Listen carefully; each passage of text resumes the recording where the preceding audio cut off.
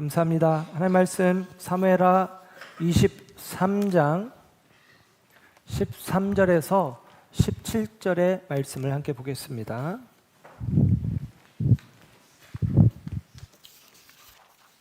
하나님의 말씀 사무엘하 23장 13절에서 17절 함께 합독합니다. 시작.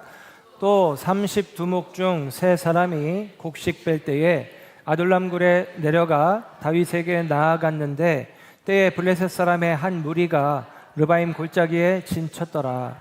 그때에 다윗은 산성에 있고 그때에 블레셋 사람의 요새는 베들레헴에 있는지라. 다윗이 소원하여 이르되 베들레헴 성문 곁 우물물을 누가 내게 마시게 할까 하매 세 용사가 블레셋 사람의 진영을 돌파하고 지나가서 베들레헴 성문 곁 우물물을 길어 가지고 다윗에게로 왔으나 다윗이 마시기를 기뻐하지 아니하고 그 물을 여호와께 부어드리며 이르되 여호와여 내가 나를 위하여 결단코 이런 일을 하지 아니하리이다. 이는 목숨을 걸고 갔던 사람들의 피가 아니니까 하고 마시기를 즐겨하지 아니하니라. 세 용사가 이런 일을 행하였더라. 아멘. 아멘. 자리에 앉으십니다. 오늘 이 아침에 하나님의 사랑하심과 은혜가 저와 여러분 가운데 함께하는 줄 믿습니다. 우리가 다윗 이야기를 살피고 있어요. 오늘은 18번째 시간 다윗과 용사들, 부제는 땅에 부은 물이라는 제목으로 함께 은혜를 나누고자 합니다. 우리가 교회를 다니고 있죠. 그리고 우리를 가리켜서 기독교인이라고 이야기합니다. 기독교인과 비기독교인, 기독교인과 비기독교인의 차이가 무엇이냐? 믿음이겠죠. 기독교인, 그리스도를, 예수를 믿느냐 혹은 믿지 않느냐. 믿음이 중요합니다. 아는 것은 믿음이라고 할 수는 없어요. 예를 들면 마귀도 예수님이 하나님의 아들인 것을 알죠. 그러나 여러분, 믿음이 크리스찬인지 넌 크리스찬인지 구별하는 분기점이 되어집니다. 그래서 우리에게는 믿음이 필요하죠. 그런데 이 믿음이라고 하는 것이 그렇게 단순하지가 않아요. 믿음이 그냥 다 같은 믿음이 아니라 때로는 잘못된 믿음이 우리 가운데 있기도 합니다.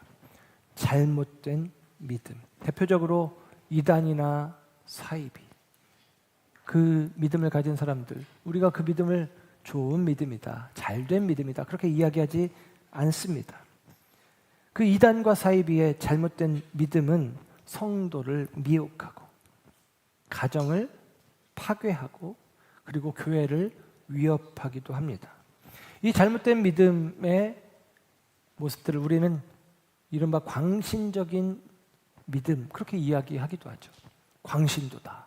그러면서 비판하기도 합니다.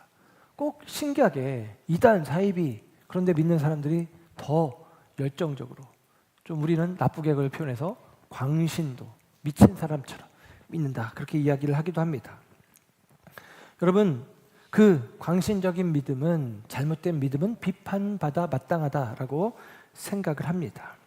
그런데 여러분, 이단 사이비뿐만 아니라 우리가 알고 있는 일반적인 교회 안에서도 때로는 상식적이지 않은 믿음, 그 상식적이지 않은 믿음의 경우들을 보기도 합니다. 어떤 경우는 상식을 믿음과 상관없는 것처럼 생각하면서 믿음을 요구하는, 그래서 예를 들면 전혀 상식적이지 않은 것을 믿음이라는 이름으로, 믿음이라는 미명하에 밀어붙이고 요구하는 일들. 예를 들면 목회자들이 믿음으로 하는 거다, 이거 하나님의 영광을 하는 거다 하면서 성도들을 밀어붙이면서 어떤 일들을 이루어가기도 한다라는 사실입니다. 때로는 커다란 교회들을 볼 때, 이른바 메가처치라고 하죠. 그 메가처치의 모습을 보면 이런 경우들이 있어요. 묻지 말고 따지지 말고 내가 시키는 대로 해. 열심히 헌신해, 충성해. 그러면 복 주신다. 내 말만 믿고 나를 따라와라. 그렇게 성도들에게 대해서 성도 한 사람 한 사람이 생각하고 고민하고 그리고 결정하고 따라가는 제자의 결정이 없이 그냥 군중과 무리의 모습으로 따라오도록 하는 모습, 그것이 오히려 커다란 교회를 일구어가는 경우들. 그래서 훈련하고 그리고 가르치고 하는 것들이 아니라 이른바 우민화라고 하죠. 우민화 시켜가면서 교회를 성장시키는 모습들도 있다라는 사실이에요. 목사로서 가끔은 그게 더 좋아 보이기도 한다라는 생각이 들기도 합니다. 그러나 여러분, 그것은 옳은 믿음이라고 이야기할 수 없습니다. 상식과 믿음은 별개의 것이 되어질 수 없다라는 것이죠. 하나님이 상식과 무관하신 분이냐? 그렇지 않습니다. 하나님은 상식적인 방법으로, 합당한 방법으로 하나님은 일하십니다. 전에 기적이 상식이 되는 교회, 되게 멋있죠. 이 멋있는 슬로건으로 교회를 목회를 하면서 특히나 젊은 성도들이 많이 모였던 교회가 있습니다. 기적이 상식이 되는 교회. 그런데 그 교회 목사님이 성추문이 드러나면서 그 교회가 큰 어려움을 겪습니다. 비상식적인 일이 그 교회에서 발생을 한 거예요. 더 이상 그 교회는 기적이 필요한 게 아니라 상식이 필요한 교회가 되었음을 반증하고 있습니다. 오늘날의 교회에 물론 기적이 필요하죠. 그러나 여러분, 때로는 그 기적보다 상식이 필요한 교회들이 있다라는 사실입니다. 오늘 저는 상식이 필요한 상식적인 믿음 이야기를 여러분에게 먼저 서두로 말씀을 드렸지만, 사실 오늘 본문 이야기를 하면서 우리는 다른 이야기를 좀 하려고 합니다. 상식을 무시하는 믿음, 광신적인 믿음이 많은 문제를 야기합니다. 그러나 믿음을 무시한 상식에만 머물러 있는 것, 이것도 문제가 아닌가라는 생각을 해봅니다. 오스왈드 챔버스가 이런 이야기를 합니다. 상식과 상반되는 믿음은 광신이다. 또 믿음과 상반되는 상식은 이성주의다라고 이야기합니다. 여러분, 다시, 상식과 상반되는 믿음은 광신이다. 그리고 믿음과 상반되는 상식은 이성주의다라고 이야기해요. 여러분, 우리가 상식적이지 않은 광신적인 믿음을 추구하는 게 아니에요. 그렇다고 우리가 믿음과 상관없는 이성주의, 합리주의 이런 것들을 쫓아가고자 함도 아닙니다. 우리가 광신을 배제하는 모습이 있어요. 이해가 되어야 되고 논리적으로 합당해야 한다라는 것입니다. 그래야 우리가 이해가 되고 논리적으로 맞을 때 합리적으로 보이고 그것을 믿기로 동의할 수 있는 것이죠. 중요합니다. 예. 이성적으로 생각해보고 그렇구나. 그리고 논리적으로 앞뒤가 맞는구나. 그래, 이게 합리적이네. 우리가 그렇게 믿음을 선택할 필요가 있다라는 것이죠. 그러나 상식에 갇혀 있는 모습, 그 모습은 이성주의다. 그것은 합리주의다라고 이야기하는 것이죠. 여러분, 이성적으로 이해되어야만 믿고 논리적으로 인정되어야만 믿는다라고 한다면 그것을 믿음이라고 할 수 있나? 물론 우리가 그 믿음을 가져야 돼요. 저는 우리 교회에서는 특히나 이것을 강조하고 있습니다. 여러분, 생각해 보세요. 여러분, 말씀을 한번 보세요. 이게 뭐냐면 우리가 이성적으로 논리적으로 따져보고 믿어야 된다라는 이야기를 강조하는 것입니다. 그럼에도 불구하고 오늘 조금 더 생각해 볼 것은, 그렇다면 우리가 이성적인 이해, 논리적인 이해가 있어야만 믿는다라고 할 수 있느냐? 꼭 그렇지만도 않다라는 것이죠. 히브리서 11장 1절은 우리에게 이렇게 이야기를 합니다. 믿음은 바라는 것들의 실상이요 보이지 않는 것들의 증거니. 그럽니다. 여러분, 믿음으로 말미암아 실제를 경험하고 보이지 않는 것이 증거가 되어진다는 거예요. 여러분, 보이지 않는 게 증거가 된다는 것은 잘못된 말입니다. 증거물은 보여야죠. 보이지 않는데 어떻게 그게 증거물이 되어질 수 있겠습니까?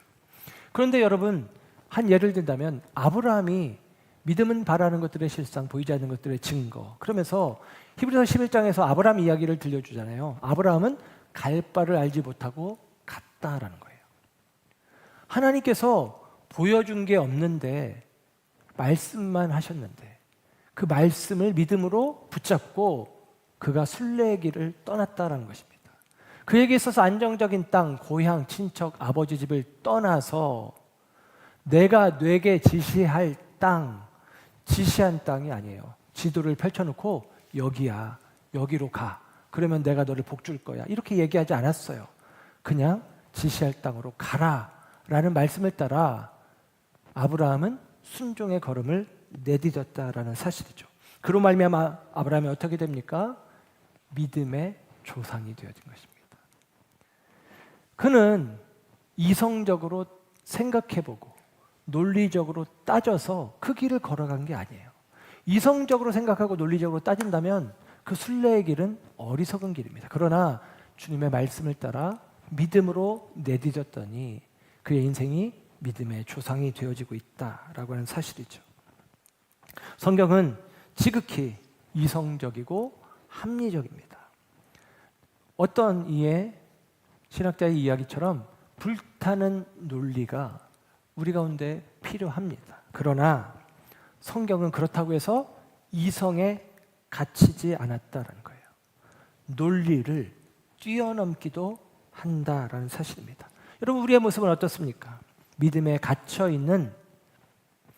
갇혀서 상식을 잃어버리지는 않았는지, 혹은 상식에 갇혀서 믿음을 잃어버리지는 않았는지, 상식을 무시하는 믿음이나 상식에 갇혀있는 믿음이나 그 믿음은 좋은 믿음이라고 볼 수 없을 것 같아요. 만약에 우리 자신의 신앙을 점검하고 수정해야 한다면 우리는 어떤 문제가 있을까요? 우리가 지나치게 믿는 게 문제일까요? 아니면 지나치게 상식적인 게 문제일까요? 우리 비전교회의 대체적인 모습 속에서는 우리가 지나치게 믿어서 문제일까요? 지나치게 상식적이어서 문제일까요? 제가 생각하건대는 지나치게 믿어서 문제는 아닌 것 같아요. 우리 교회는 상식적이고 합리적이고 좋습니다. 근데 지나친 믿음은 별로 이렇게 염려되지는 않는 듯합니다. 권사님, 성경 좀 그만 읽어요. 기도 좀 그만해요. 집사님, 헌금을 너무 많이 하는 것 같아요. 좀 줄여. 집사님, 전도를 그렇게 열심히 하십니까? 너무 과하십니다. 좀 적당히 좀 하세요. 이렇게 이야기할 만한 분이 없어요. 나쁘다는 게 아닙니다. 네. 그냥 좀 더 했으면 하는 바람이 오히려 더 있기도 하다라는 거예요. 그런 면에서 오늘 본문의 이야기는 상식적이지 않은 믿음의 이야기가 오늘 본문의 이야기예요. 오늘 본문의 이야기는 다윗의 고향과도 좀 관련되어진 이야기인데요. 오늘 우리가 읽은 본문 사무엘하 23장 13절에서 17절까지는 다윗을 위해 목숨을 걸고 베들레헴 우물가에 가서 물을 길어온 세 용사의 이야기입니다. 이 이야기의 배경은 사무엘하 5장이 배경이 되어지는데요. 오늘 본문은 사무엘하 5장의 이야기를 지금 끌어와서 이야기하는 거예요. 이미 우리는 지난 시간에 사무엘하 22장의 시편 18편의 말씀을 인용하며 다윗의 신앙이 어떠한지를 이야기를 했습니다. 거기서 이야기가 끝나도 좋은데 추가된 이야기, 더해진 이야기가 오늘의 이야기예요. 다윗이 왕권이 온전히 확립되기 전에 블레셋이 다윗을 공격합니다. 왜냐하면 블레셋은 다윗으로 말미암아 계속같이 어려움을 겪었거든요. 그러니까 다윗이 견고해지면 자기들이 더 어려울 테니까 다윗이 왕권이 견고해지기 전에 최종 공격을 해오는 거예요.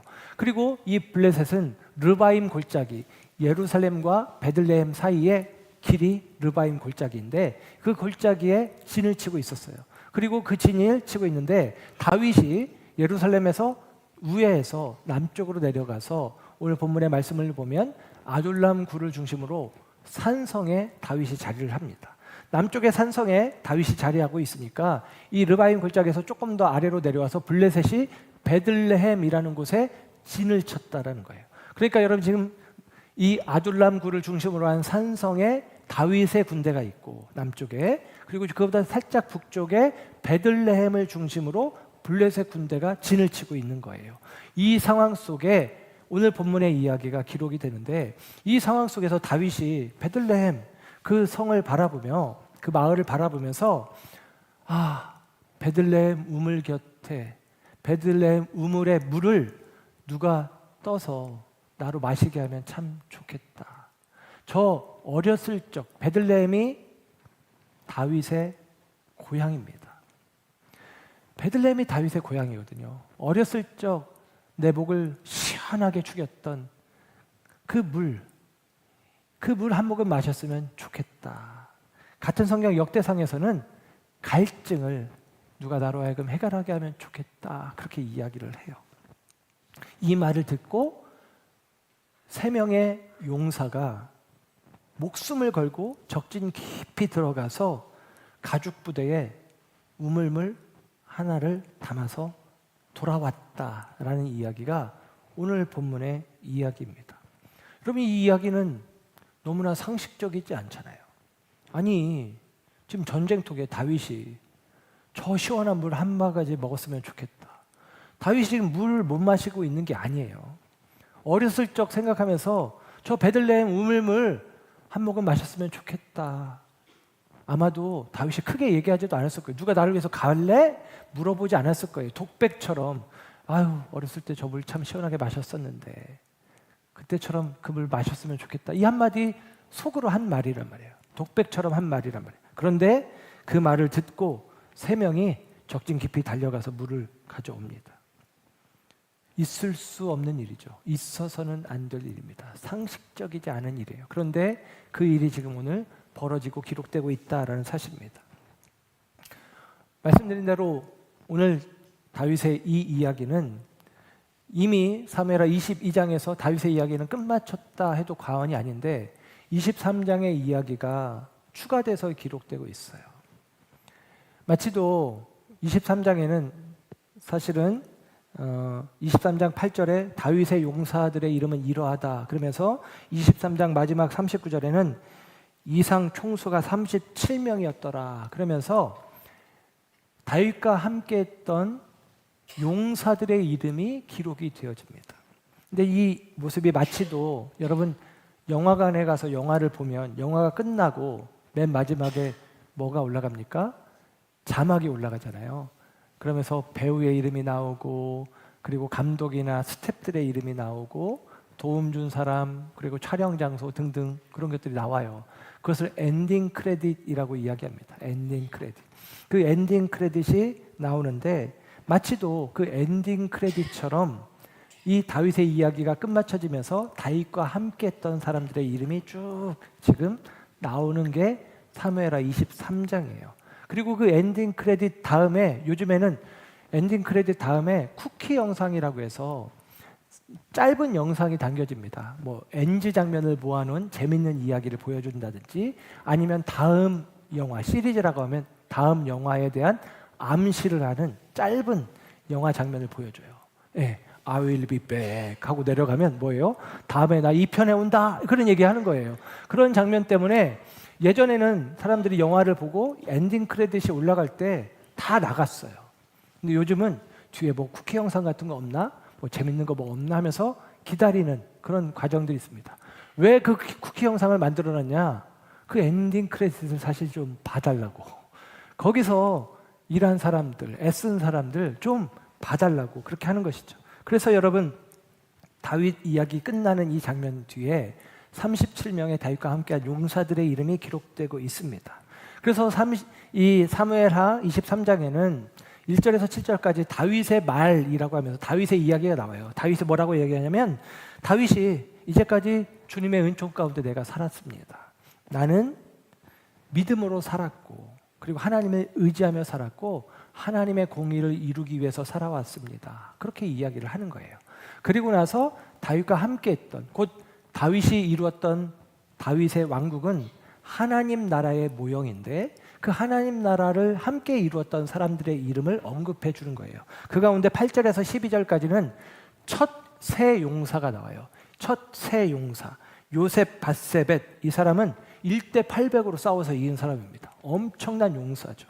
그리고 엘르아살이라고 하는데 그는 이 싸움에서 이스라엘 군대가 후퇴하는 과정 가운데 혼자 서서 손에 무기가 달라붙을 정도로 끝까지 싸운 사람. 그리고 삼마라는 사람 역시도 눅도나무 밭에서 버텨서서 블레셋과 끝까지 싸운 사람으로 기록을 합니다. 이 세 사람이 용사들 가운데 으뜸되는 세 용사예요. 그리고 그 다음에 세 명의 용사가 있는데 아비세, 브나야, 그리고 이름이 없는데 이 세 명의 용사. 그 세 명의 두 번째 세 명의 용사의 이야기가 오늘 우리가 읽은 성경 이야기의 내용입니다. 그리고 나서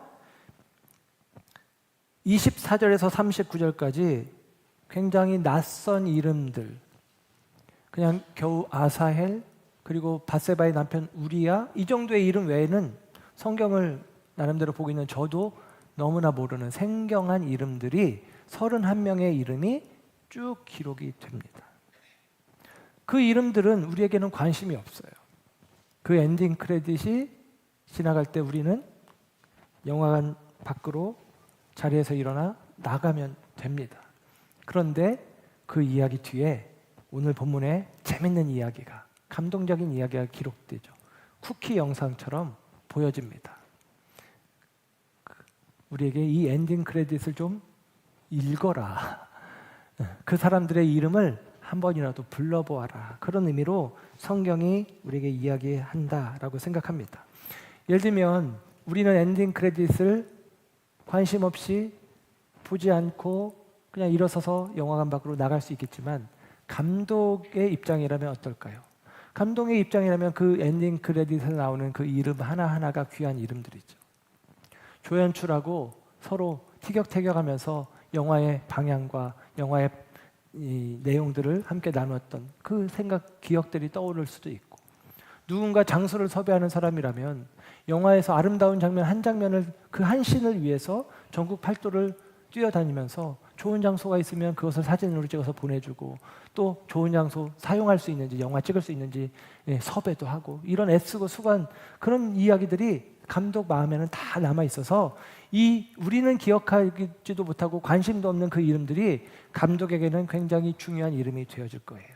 마찬가지로 다윗의 생애 속에서 우리는 그 이름들 생각지도 않는 이름들이겠지만 다윗의 생애 속에서 이 사람들의 이름은 의미 있는 이름이고 꼭 간직하고 기억하고 싶은 이름들인 거죠. 그 이름들이 지금 기록되고 있다라는 사실입니다.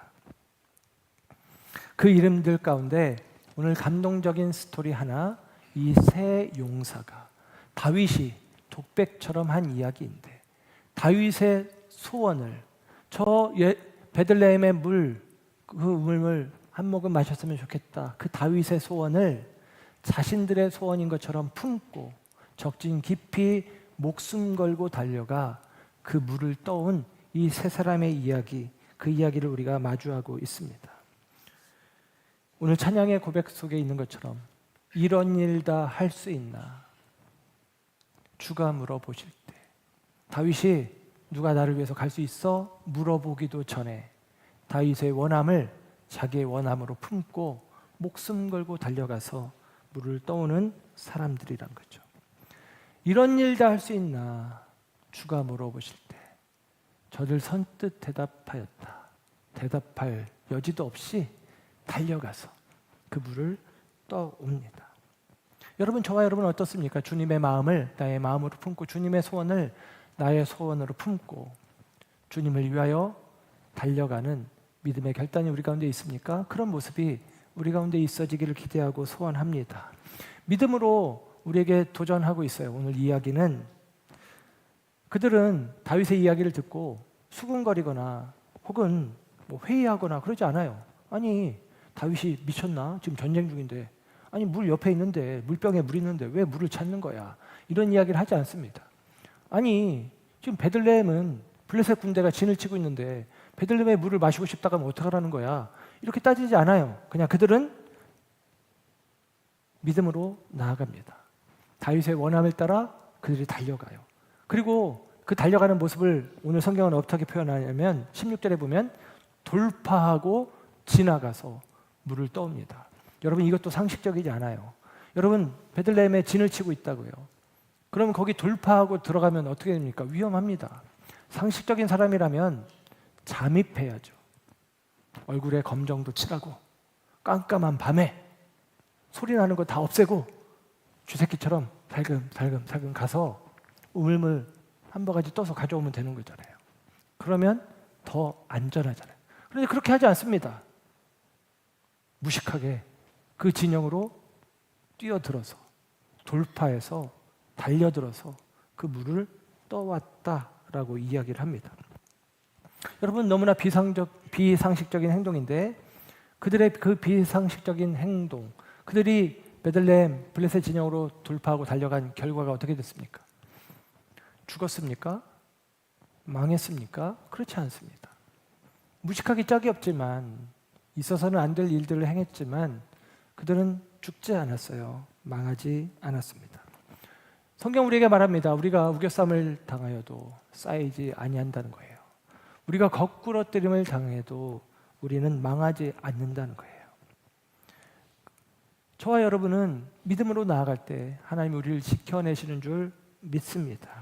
오늘 이 세 명의 용사는 참 보기 드문 충성, 보기 드문 헌신을, 용기를 보여주고 있습니다.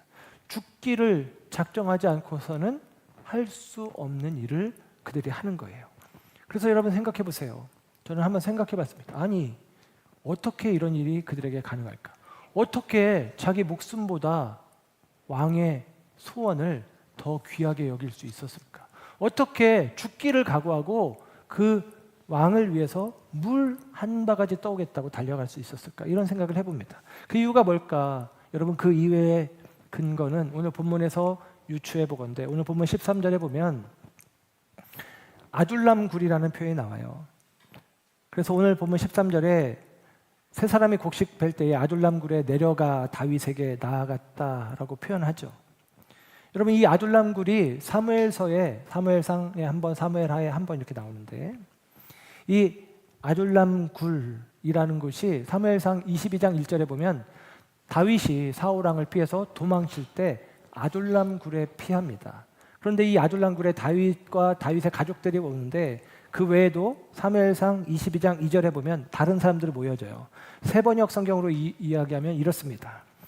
압제를 받는 사람들과 빚에 시달리는 사람들과 원통하고 억울한 일을 당한 사람들이 모두 다윗에게로 모여왔다라고 이야기합니다. 한마디로 말하면 압제받고 빚에 시달리고 원통하고 억울한 사람들, 우리로 치면 무지랭이 같은 사람들, 못난 사람들, 자기 억울함을 자기 힘으로 풀어내지 못하는 사람들, 그 사람들이 아둘람굴 다윗에게로 몰려왔단 말이에요. 그리고 그들이 그 다윗을 통해서 은혜를 입습니다. 다윗을 통해서 회복을 경험하는 거예요. 다윗과 함께 그들이 성장합니다. 오늘 성경에 용사라고 하잖아요. 용사들로 세워지고 있다라는 사실입니다. 그리고 그들은 오늘 사무엘하 5장을 배경으로 하고 있는 이 블레셋과의 전쟁에서 이 아둘람굴에 그들이 있는 거예요. 그 아둘람에서 아둘람 처음 다윗에게로 다가왔던, 다윗에게 은혜 입었던, 다윗과 함께 세워져 갔던 자기들의 때를 기억하는 것입니다. 곧 아둘람굴에서 다윗의 헌신을 기억해내는 거예요. 그 다윗에게 입은 은혜를 생각하며 다윗을 위해 목숨 걸고 달려가는 것입니다. 이 대목을 읽을 때마다 저는 생각나는 이야기가 하나 있어요. 고사성어 연저지인이라고 하는 말입니다. 연저지인, 빠른다, 할른다는 뜻의 연, 고름, 종기라는 저. 그래서 고름을 빠는 어짐, 고름을 빠는 사랑, 이런 의미가 연저지인입니다. 이 말의 유래는 중국 전국시대 초기에 위나라 장군인 오기라는 장군이 왕 문후의 명을 따라서 진나라를 공격하게 됩니다. 이 오기가 이 위나라 총사령관이었음에도 불구하고 그는 말을 타지 않았어요. 병사들처럼 등에는 개인용 짐을 지고 걷습니다. 그리고 잠자리에 들 때는 다른 병사들처럼 그도 땅바닥에 누워서 잠을 자는 거예요. 어느 날 등에 종기가 나서 괴로워하는 한 병사를 봅니다. 그에게 다가가서 그 등에 난 종기를 입으로 그 종기의 고름을 빨아서 이 병사가 고통을 덜 당하도록, 병이 낫도록 도와주었습니다. 이 소식이 이 병사의 어머니에게 들렸대요. 이 소식을 들은 이 병사의 어머니가 대성통곡하며 슬퍼하며 울었다는 것입니다. 그래서 마을 사람들이 이해가 안 됐어요. 아니, 장군이 당신의 아들을 아껴주는데, 위해주는데 왜 슬퍼하며 우느냐라고 이야기를 합니다. 그때에 그 어머니가 이렇게 이야기를 합니다. 몇 해 전에 우리 아이의 아버지가, 내 남편이 전쟁터에 나갔다가 등에 종기가 났는데 오기 장군이 고름을 빨아내서 치료해 준 적이 있었다. 그래서 그 남편이 장군에게 입은 은혜를 그가 생각하면서 앞장서서 싸우다가 전장에서 죽었는데 이번에는 우리 아들이 오기 장군에게 똑같은 은혜를 입었으니 우리 아들도 앞뒤 안 가리고 은혜 갚겠다고 나가서 싸우지 않겠느냐. 그러다가 우리 아들이 죽지 않겠느냐. 내가 어찌 슬퍼하지 않을 수 있느냐. 그렇게 이야기하더랍니다. 여러분, 그 어머니의 심정이 정말 이해가 갑니다. 여러분, 그렇게 은혜 입은 자로서 그 은혜에 합당하게 달려가는 모습이 오늘 새 용사의 모습입니다. 이에 반해서 오늘 다윗의 모습도 참 귀해요. 오늘 이어지는 말씀을 보면 17절에 이렇게 기록을 합니다. 이르되 여호와여, 내가 나를 위하여 결단코 이런 일을 하지 아니하리이다. 이는 목숨을 걸고 갔던 사람들의 피가 아니니까. 그럽니다. 내가 앞으로는 이런 일은 절대 하지 않겠습니다. 내가 이런 말도 안 되는 요구, 말도 안 되는 생각하지 않겠습니다. 그러면서 이 세 명의 용사가 길어온 물을 여호와께 부어드렸다라고 앞에 16절에 기록해요. 여호와께 부어드렸다는 얘기는 땅에 쏟아부었다는 것입니다.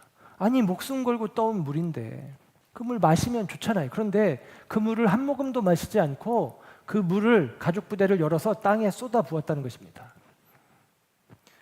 왜냐? 17절 이것을 세번역으로 보면 이렇게 기록돼요. 주님, 이 물을 제가 어찌 감히 마시겠습니까? 이것은 목숨을 걸고 다녀온 새 용사의 피가 아닙니까? 그럽니다. 제가 어찌 감히 이 물을 마십니까? 이 물은 저들의 피입니다. 그렇게 이야기를 합니다. 여러분, 다윗이 하나님의 마음에 맞는 사람임을 이 모습들을 통해서 우리는 확인하게 됩니다. 저도 이 말씀 앞에 설 때마다 이런 생각을 해요. 우리 성도님들의 헌신을 나의 이익의 수단으로 삼지 말아야 되겠다. 다시 한번 결단하게 되고 다시 한번 다짐하게 되어집니다. 성도들의 헌신은 성도들의 피다. 내가 어찌 감히 그것을 마실 수 있느냐.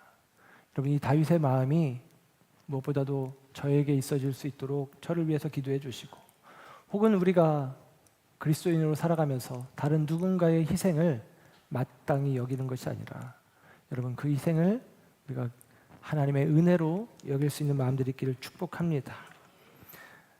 다윗이 새 용사가 떠온 그 물을 땅에 쏟아 부었어요. 그런데 여러분, 땅에 쏟아 부었지만 그것은 허비가 아닙니다. 그것은 낭비가 아닙니다. 성경은 표현하기를 여호와께 부어드렸다라는 거예요. 하나님께 드린 것이 되었다라고 이야기를 합니다. 우리가 성경에 보면, 구약성경의 레위기에 보면 여러 가지 제사의 종류, 여러 가지 제사의 방법들이 나와요. 그 방법 가운데 예를 들면 태워서 드리는 제사, 번제, 높이 들어 올려서 드리는 제물, 그게 뭐냐? 거제, 흔들어서 드리는 제물, 요제, 그리고 땅에 쏟아부어서 드리는 제물, 이것을 옛날 성경에는 관제, 혹은 지금의 성경에서는 전제, 그렇게 이야기합니다. 전제물은 땅에 쏟음으로 하나님께 드리는 거예요. 그래서 여러분, 다윗이 땅에 쏟은 물은 그들의 충성과 그들의 헌신을 하나님께로 올려드리는 것, 하나님께로 돌려드리는 것에 의미가 있는 것입니다. 여러분의 헌신이 결코 땅에 쏟아지지 않아요. 하나님께로 드려지는 전제와 같다라는 것입니다. 바울은 빌립보서 2장 17절에서 이렇게 이야기합니다. 만일 너희 믿음의 재물과 섬김 위에 내가 나를 전제로 드릴지라도 나는 기뻐하고 너희 무리와 함께 기뻐하리니. 그럽니다. 빌립보 교회 성도들은 바울을 위해서 정말 헌신하고 섬긴 사람들입니다. 그 빌립보 교회 성도들을 볼 때 바울은 너무나 기뻤고 그 성도들을 위해서 너희들의 헌신이 아니라 내가 나 자신을 전제로 너희들 위해서 내어주어도 난 너무 좋다. 빌립보 교회 성도를 사랑하는 마음으로 바울이 그렇게 이야기를 합니다. 여러분, 바울은 성도들의 헌신, 빌립보 교회 성도들의 헌신을 거저 받겠다라고 하지 않아요. 아니, 너희들의 헌신 위에 나를 전제로 드리길 원한다. 이것이 바울의 마음입니다. 여러분, 이런 마음이 우리 주님의 마음이고 오늘 다윗의 마음이고 바울의 마음으로 이어지고 있는 것을 우리가 보게 되어집니다. 오늘 우리는 다른 이야기, 곧 우리 이야기의 포커스는 새 용사에게 두고 상식에 갇힌 믿음이 아니라 상식을 뛰어넘는 믿음의 이야기를 우리가 오늘 서두에 살피자라고 이야기했는데, 오늘 본문의 새 용사처럼 상식적이지는 않지만 그러나 너무나 충성된 헌신의 사람들, 그 새 용사와 같은 모습이 저와 여러분의 모습이기를 다시 한번 주님의 이름으로 부탁드리고 축복합니다. 왜 그러냐? 왜냐하면 저와 여러분이 연저지인의 은혜를 입은 자들이기 때문이에요. 예수님은 우리의 죄의 종기 속에 있는 그 더러운 고름을 당신의 고귀하신 죄가 없고 깨끗하신 그 입으로 빨아내듯이 우리의 죄를 주님께서 대신 취하십니다. 그리고 예수님께서 십자가 위에서 자신을 우리를 위한 전제물로 쏟아부어 주셨습니다. 예수님이 십자가에 위에서 죽으실 때 그 몸에 물과 피가 땅에 쏟아졌습니다. 그 죽으심으로 말미암아 저와 여러분이 생명을 얻습니다. 구원을 얻습니다. 그 예수 안에 있는 풍성함을 얻었습니다. 그 예수님께서 우리를 위해서 물과 피를 쏟아 부어 주심으로 말미암아 저와 여러분은 이제 주님 안에서 더 이상 영적인 목마름 가운데 있지 않아도 되는 영적 해갈을 경험한 하나님의 사람들이 되어집니다. 요한복음 7장 38절은 이렇게 기록해 줍니다. 나를 믿는 자는 성경의 이름과 같이 그 배에서 생수의 강이 흘러나오리라. 아멘. 나를 믿는 자는 그 배에서 생수의 강이 흘러나온다. 여러분, 오늘 이 사건이 있었던 곳, 그 물을 떠온 곳이 베들레헴이죠. 베들레헴은 다윗의 고향인 동시에 예수님이 태어난 곳이에요. 그 베들레헴의 이름의 뜻은 떡집이라는 뜻입니다. 떡집. 여러분, 예수님께서 자신이 생명의 떡이라고 이야기하셔요. 요한복음 6장 35절. 예수께서 이르시되 나는 생명의 떡이니 내게 오는 자는 결코 줄이지 아니할 터요 나를 믿는 자는 영원히 목마르지 아니하리라. 아멘. 여러분, 믿으면 결코 줄이지 않을 거라는 거예요. 믿으면 결코 목마르지 않을 거랍니다. 믿으면 우리의 인생의 중심에서 생수의 강이 흘러날 것이다 라고 약속해 주십니다. 그 약속 안에서 저와 여러분은 기꺼이 우리의 삶을 예수님처럼 전제로 주님께 헌신하여 쏟아부을 수 있는 것이죠. 나를 위해서 기꺼이 자신을 전제물로 쏟아부어 주신 주님, 그 주님의 은혜를 기억하며 저와 여러분도 오늘 말씀 속에 있는 이 용감한 새 용사처럼 주님을 위해서 담대히 달려가는 하나님의 사람들 되어지기를 축복합니다. 나의 엔딩 크레딧, 제 목회 시간들을 마치고 저의 엔딩 크레딧에 기록할 이름들은 무엇일까 생각해 봅니다. 제 인생 이야기를 마치고 그 엔딩 크레딧에 기록되어질 이름들, 그 이름들은 아마도 우리 비전의 성도들의 이름들이겠죠. 그 이름들 속에 담겨질 성도들의 스토리는 무엇일까 생각해 봅니다. 그 이름들 속에 오늘 이 새 용사와 같은 아름다운 이야기가 함께 담겨지면 좋겠다라는 생각을 하게 됩니다. 사무엘서는 하나님의 책이죠. 그래서 하나님의 나라가 어떻게 세워지는지, 다윗의 왕국이 하나님의 나라의 모델이 되어지는데 다윗을 통해서 하나님의 나라가 세워지는 이야기를 합니다. 마찬가지로 저와 여러분을 통해서 하나님의 나라가 세워지는 과정 가운데 우리는 어떠한 이름으로 기록되어질지 생각해 보았으면 좋겠습니다. 상식에 갇힌 믿음이 아니라 상식을 넘어서는 믿음의 헌신이 저와 여러분 가운데 있어 저와 여러분의 아름다운 이야기가 우리들의 이름 가운데 함께 기록되어지기를 주님의 이름으로 축복합니다. 기도하겠습니다.